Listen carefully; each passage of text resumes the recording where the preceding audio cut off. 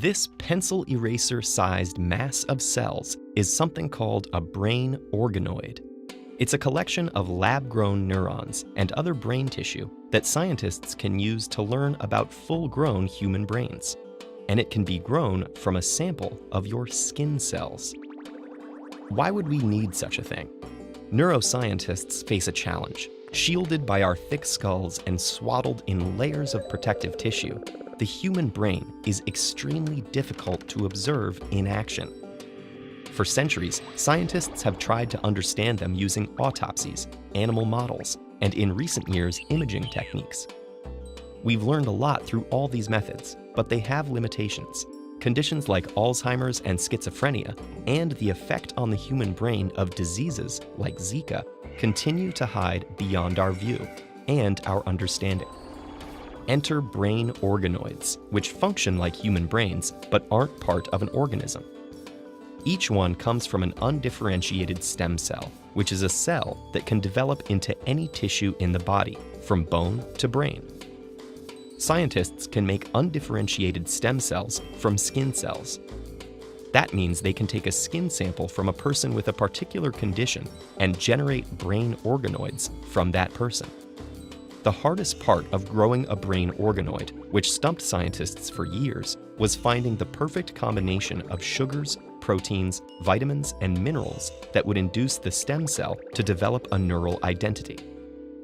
That was only discovered recently, in 2013. The rest of the process is surprisingly easy. A neural stem cell essentially grows itself, similar to how a seed grows into a plant. All it needs are the brain's equivalents of soil, water, and sunlight. A special gel to simulate embryonic tissue, a warm incubator set at body temperature, and a bit of motion to mimic blood flow. The stem cell grows into a very small version of an early developing human brain, complete with neurons that can connect to one another and make simplified neural networks. As mini brains grow, they follow all the steps of fetal brain development. By observing this process, we can learn how our neurons develop, as well as how we end up with so many more of them in our cortex, the part responsible for higher cognition, like logic and reasoning, than other species.